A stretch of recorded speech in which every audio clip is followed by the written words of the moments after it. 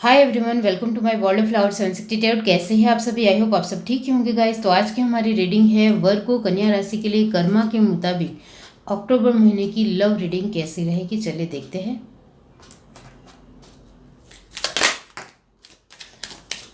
आपके लिए जो फर्स्ट कार्ड पॉपअप हुआ है दी एम्प्रेस, और ये मैं ज़रूर लूँगी क्योंकि इसका कुछ ना कुछ तो मतलब होगा। ओके, यूनिवर्स डिवाइन बताइए वर्गो कन्या राशि के लिए कर्मा के मुताबिक अक्टूबर मंथ लव लाइफ में कैसा रहेगा।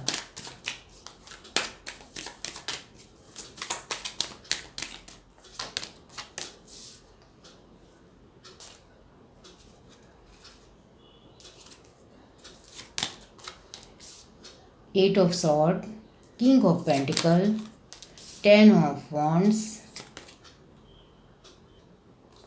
Queen of Wands। Bottom of the deck हमारे पास है द हाई प्रीस्टेस। इसका मतलब ये होता है कि आपके कार्ड में मेजर अरकाना की एनर्जी बहुत ज़्यादा है और ये बहुत अच्छी बात है। लेकिन बीच में जो दो कार्ड आए हैं वो बहुत सारी जानकारी दे रहे हैं आप दोनों के रिश्ते को लेकर। ओके,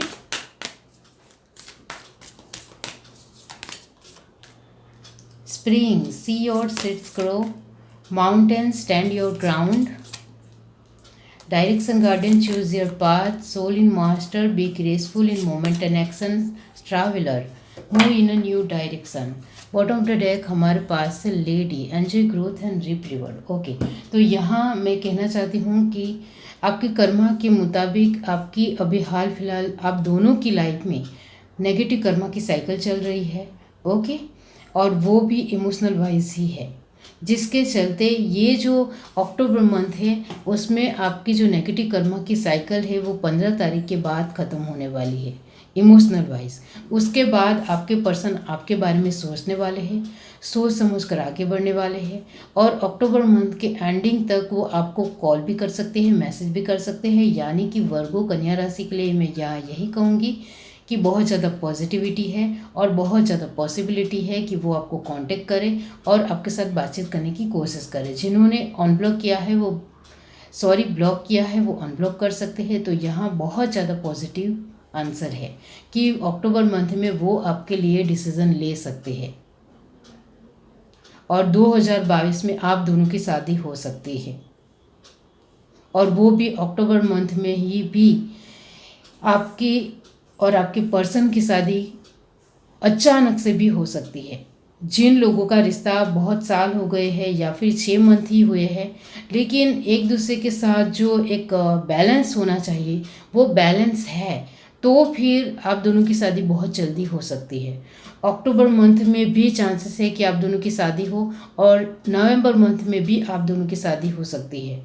तो वर्गो कन्या राशि बहुत ही ज़्यादा पॉजिटिव आंसर है आपके लिए। यहाँ कर्मा के मुताबिक मैं यहाँ यही कहूँगी क्योंकि सारे ही कार्ड पॉजिटिव आए हैं, आप साफ तरीके से देख सकते हो।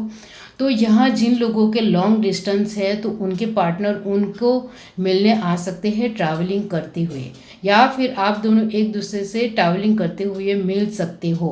तो मिलना भी हो सकता है अक्टूबर मंथ में। और यहाँ एक बात ज़रूर कहूँगी कि आप दोनों के रिश्ते में बार बार नेगेटिव और पॉजिटिव परसेप्शन बनते रहते हैं। यानी कि आप पॉजिटिव होते हो तो आपके पर्सन नेगेटिव होते हैं, और आपके पर्सन पॉजिटिव हो तो आप नेगेटिव होते हो। इस वजह से एक दूसरे को लेकर जो सही फैसला लेना चाहिए, या एक ही दिशा में आप दोनों को एक दूसरे को लेकर पॉजिटिव ही सोचना चाहिए, या एक ही दिशा में एक दूसरे को लेकर नेगेटिव ही होना चाहिए, वो नहीं हो पाता है। तो उसके लिए आपको मेडिटेशन ही करना पड़ेगा, क्योंकि बार बार आप उनके पास बातचीत करने जाते हो तो आपसे उनको नेगेटिव एनर्जी फील होती है, जिसके चलते वो बातचीत करना भी चाहते हैं लेकिन नहीं कर पाते हैं। तो ये जो आपसे नेगेटिव एनर्जी फील होती है वो क्यों होती है वो समझने की कोशिश करो। तो फर्स्ट ऑफ ऑल आप अपनी लाइफ में खुश रहो, पॉजिटिव रहो, जिससे आप उनको बहुत ज़्यादा पॉजिटिव एनर्जी दे सको। वो आपकी लाइफ में क्यों आए थे? आप स्टार्टिंग में जब आप दोनों मिले थे तब आप कितने चुलबुले थे, कितने हंसी मजाक करने वाले, खुश रहने वाले पर्सन थे, कितने कॉन्फिडेंट, कितने पॉजिटिव इंसान थे। लेकिन जैसे जैसे आप अपने पर्सन के साथ आगे बढ़ते चले गए वैसे वैसे आपके अंदर नेगेटिविटी आती चली गई। नेगेटिव सोच आती चली गई। इस वजह से आपके पर्सन धीरे धीरे आपसे दूर होने लगे। तो ये बात समझने की कोशिश करो। जब तक आप अपने आप को खुश रखते हो, अपने आप को प्यार करते हो, तब तक आपके पर्सन को आप अच्छे लगते हो। लेकिन जैसे ही आप अपने आप को नेगेटिव तरीके से देखने लगते हो, अपने आप को नेगेटिव एनर्जी देने लगते हो, तब आपके पर्सन आपसे दूर हो जाते हैं। वो बात समझने की आपको ही कोशिश करनी चाहिए। आपको क्वीन ऑफ वॉन्ड्स बनना है आगे चल कर, ये समझने की कोशिश करो। तो आप अभी से ट्राई करोगे, अभी से कोशिश करोगे, तब आप कुछ अपने जीवन में बन पाओगे। यहाँ आप दोनों के रिश्ते में जो थर्ड पार्टी है, फर्स्ट ऑफ ऑल मैं कहना चाहती हूँ अनमैरिड के लिए। तो यहाँ थर्ड पार्टी जो है वो है एक दूसरे को लेकर बार बार एनर्जी का तब्दील होना, बार बार नेगेटिव और पॉजिटिव परसेप्शन बार बार बनते रहते हैं। इस वजह से एक दूसरे के साथ बॉन्डिंग नहीं बनती है, ट्यूनिंग नहीं बनती है। और यहाँ ये भी है मैरिड के लिए कि मैरिड के लिए भी एक दूसरे को लेकर बॉन्डिंग नहीं बनती है, ट्यूनिंग नहीं बनती है। तो दोनों के लिए थर्ड पार्टी एक ही है कि नेगेटिव और पॉजिटिव परसेप्शन क्यों आ रहे हैं एक दूसरे को लेकर, क्यों ऐसा हो रहा है, वो समझने की कोशिश करो। यहाँ आपके कर्मा के कार्ड तो यही दिखाते हैं कि आप जब तक स्ट्रांग नहीं रहोगे तब तक आप दोनों का रिश्ता आगे नहीं बढ़ेगा। यानी आप कुछ अपने जीवन में कैरियर वाइज कुछ नहीं कर रहे हो, फिर भी कॉन्फिडेंट दिखना है। आप अपने आप को जितना प्यार करोगे, जितना अच्छे तरीके से रखोगे, जितना एक दी एम्प्रेस की तरह रहोगे, तब तक आपके पर्सन को बहुत अच्छे आप लगोगे। लेकिन जैसे ही आप डाउन चले गए, आप नेगेटिव हो गए, तो आपके पर्सन को आप बिल्कुल भी अच्छे नहीं लगते हो। तो ये ही बात आपको समझने की कोशिश करनी है। थर्ड पार्टी भी यही है कि परसेप्शन चेंज होते हैं। और यहाँ सिंगल्स के लिए मैं कहना चाहती हूँ कि आपके जीवन में अक्टूबर मंथ में 3 पर्सन आ रहे हैं। फर्स्ट पर्सन होंगे जो वो फ्रेंड की तरह ही बातचीत करेंगे। सेकंड जो होंगे वो पूरी तरीके से एक प्रैक्टिकल वे में ही बातचीत करेंगे, यानी कुछ बेनिफिट के लिए ही बातचीत करेंगे, इस तरह से आपको लग सकता है। और थर्ड पर्सन होंगे वो बहुत ज़्यादा ब्रिलियंट होंगे। तो तीनों ही पर्सन सिमिलरली बहुत ही अच्छे पर्सन होंगे। आपको जो पर्सन अच्छा लगे उनके साथ आगे बढ़िए, क्योंकि तीनों ही पर्सन जब आपके लाइफ में एंटर करेंगे तब एक अलग आपको फीलिंग महसूस होगी। अच्छा भी लगेगा, कभी कभी अच्छा नहीं भी लगेगा। तो एक झुंझलाहट सी, बेचैनी सी लगेगी आपको। ओके, यहाँ कर्मा के मुताबिक आपके पर्सन आपके लिए एक्शन लेंगे या नहीं, तो अक्टूबर मंथ में वो आपको लेकर एक्शन लेंगे, बिल्कुल लेंगे। लेकिन आपकी एनर्जी उनको नेगेटिव लगी तो वो नहीं भी लेंगे।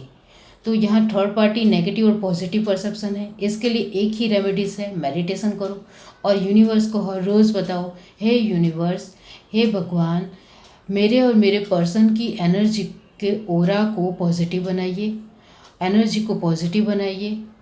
हम दोनों एक दूसरे को लेकर पॉजिटिव रहे, इस तरह की हमें शक्ति दे, हिम्मत दे।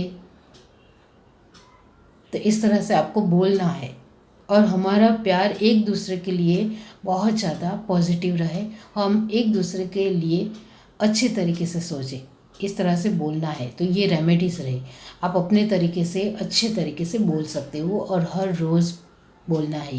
ये रेमेडीज़ है। और मेडिटेशन में आपको जो भी भगवान में मानते हो वो आपको 108 बार उनका नाम लेना है।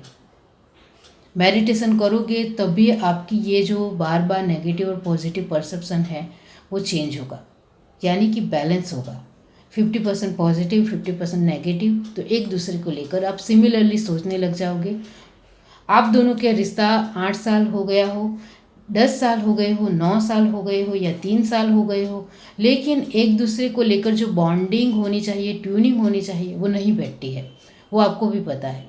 कितना पुराना रिश्ता है फिर भी बॉन्डिंग नहीं बैठती है। इस वजह से आप कभी कभी गुस्से भी करते हो, कभी कभी टेंशन में भी आ जाते हो कि ऐसा क्यों होता है, हमारे रिश्ते को इतने साल हो गए हैं फिर भी हम एक दूसरे को लेकर ट्यूनिंग क्यों नहीं बैठा पाते हैं।